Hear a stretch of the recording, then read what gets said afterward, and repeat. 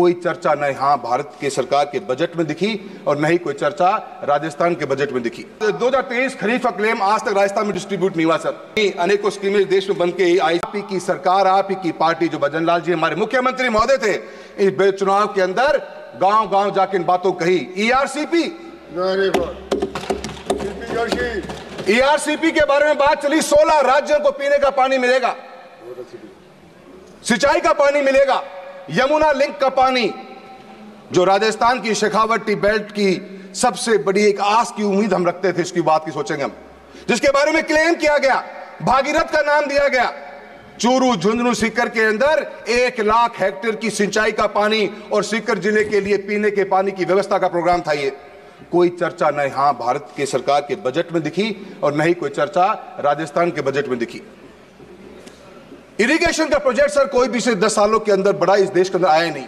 हम किसान और किसानी की बात करते हैं, किसान की आय दुगनी करने की बात करते हैं। एक भी बड़ा big ticket canal project north part of Hindustan के अंदर के देखने को नजर नहीं आया। कुछ उम्मीद थी क्योंकि पानी की खपत बढ़ती जा रही है, पॉपुलेशन बढ़ी है, हम उस बात पे नहीं जाना चाहेंगे, पर हम कैसे एक्सेस वाटर ऑफ रेन को टैप कर सकते हैं, उस सोच के साथ में यमुना लिंक प्रोजेक्ट डिजाइन किया गया। 2018 के अंदर उसकी डीपीआर बनी। 22,000 करोड़ का प्रोजेक्ट था। एक नई उम्मीद जगती, एक नया विश्वास पैदा होता और किसान को, किसानी को बहुत बड़ा फायदा मिलता इस प्रोजेक्ट का। यह प्रोजेक्ट मैं मानता हूं कि बदलते हुए हिंदुस्तान की सबसे बड़ी तस्वीर बन सकता है। हम रेन वाटर को टैप करके रबी की क्रॉप्स के अंदर किसानों को गैप फंडिंग कर सकते हैं, पानी के रूप में अंदर दे सकते हैं। इसके लिए प्रोजेक्ट बनाया गया था। 2018 से प्रोजेक्ट पेंडिंग पड़ा हुआ है। राजस्थान की सरकार ने बनते के साथ ही क्लेम किया कि हमने हरियाणा से बात कर ली। हरियाणा के उस समय के मुख्यमंत्री ने कहा कि हमारा भी एग्रीमेंट की कोई क्लैरिटी नहीं है, और इस बजट में हम उम्मीद करते रह गए कि ये 22,000 करोड़ का प्रोजेक्ट शुरू हो जाए तो जो एक्सेस वाटर या जितनी हमारे बाढ़ आती हैं, जो पानी हमारा वेस्ट जाता है अदर स्टेट्स में या नदियों के मार्फत या इंटरनेशनल बॉर्डर्स को क्रॉस कर जाता है, उस पानी को हम टैप करके राजस्थान जैसे क्षेत्र के अंदर, सर जितना बड़ा मेरा चूरू लोकसभा क्षेत्र है उतना बड़ा पूरा हरियाणा है। अगर ग्रीन रिवॉल्यूशन ने इस देश के अंदर खेती के रूप के अंदर और ग्रेन्स के रूप में जो मजबूती प्रदान हरियाणा और पंजाब ने करी है, एक next level of green revolution की रिक्वायरमेंट है, जहां पे हम ऑयल सीड्स और पल्सेस के ऊपर आज इंपोर्ट करने में डिपेंडेंट है। अगर राजस्थान के क्षेत्र को पानी मिल जाता तो पूरे हिंदुस्तान का पेट भरने की ताकत रखता है चूरू लोकसभा क्षेत्र और पूरा शेखावटी बेल्ट। किसान की बात, खेती की बात करूंगा सर। अनेकों प्रोजेक्ट्स की बात हुई। अगर आप अपनी स्कीम्स को चेक करेंगे, हर स्कीम के अंदर बजट या तो घटा दिया गया या बजट इंटैक्ट पड़ा हुआ है। किसी बजट के अंदर भी कोई इंप्रूवमेंट नहीं, कोई एक हैंड होल्डिंग नहीं। हम योजनाएं लॉन्च कर देते हैं पर योजनाओं को हैंड होल्डिंग नहीं।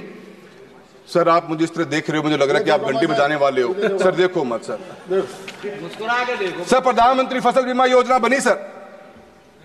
आज हम 2024 का सर नहीं सर मेरे बड़े महत्वपूर्ण मुद्दे हैं सर। सर 2024 खरीफ में बैठे हैं हम सर, और आप सब बिलीव नहीं करेंगे। ये कहा घंटी मुस्कुराते हुए भी बजा सकते हैं सर। ना मुझे कोई वहां बोलने दे रहा, नहीं यहाँ बोलने दे रहे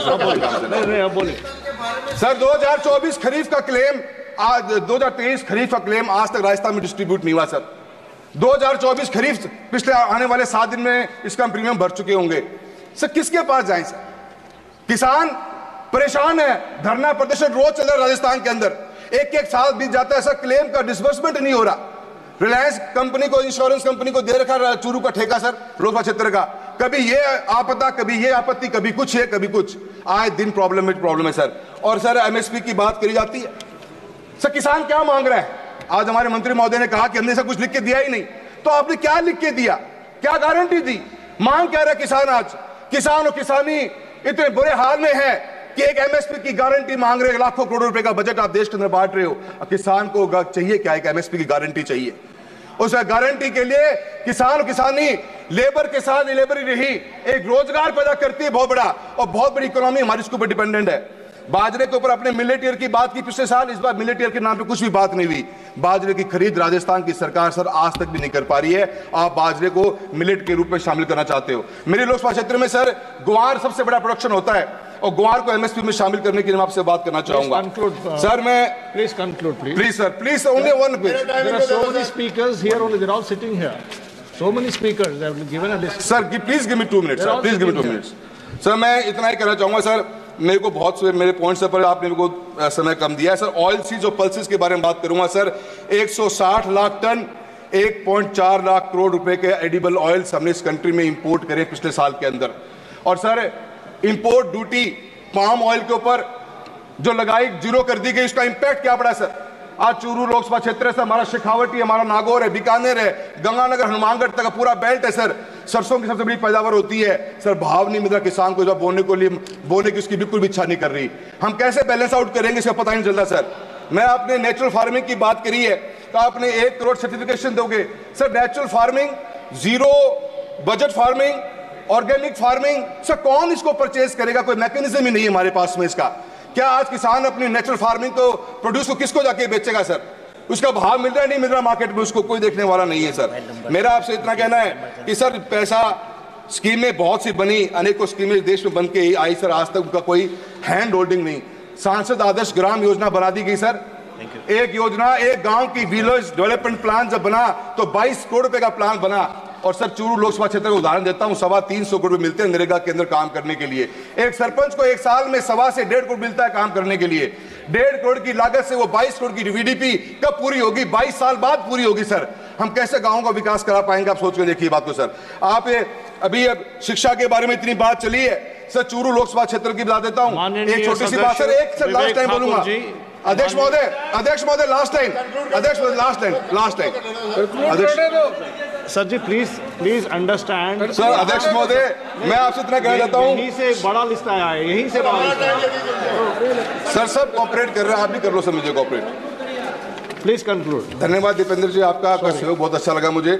मैं आपको इतना कहना चाहूंगा सर, योजनाएं बहुत सी हैं, उन योजनाओं पे काम नहीं हो पाते सर, हैंड होल्डिंग नहीं हो पाती, इसलिए योजनाएं फेल हो जाती हैं सर। आज ही राजस्थान के भास्कर की यह न्यूज है, 16,000 बच्चों ने स्कूल को ड्रॉप आउट कर दिया, गवर्नमेंट स्कूल्स को राजस्थान के चूरू में, सिर्फ इस बात के लिए कर दिया कि सर 1700 से ऊपर रूम्स की रिक्वायरमेंट चूरू अकेले के अंदर है, हजारों रूम्स की रिक्वायरमेंट है। और sir PM Shri, PM stars जैसी योजनाएं चलाएगी, इनके बजट में कटौती कर दी गई सर। मात्र 1200 करोड़ रुपए की पीएम स्टार्स की स्कीम है जहां पे हम रूम्स बना सकते हैं सर। जब तक हम दोनों चीजों को ऐड ऑन नहीं करेंगे, कभी भी हमारे गांव तक विकास नहीं पहुंच पाएगा।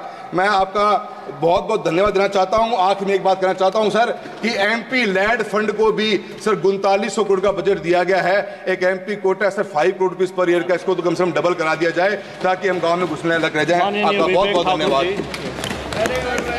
बहुत बहुत धन्यवाद अध्यक्ष जी।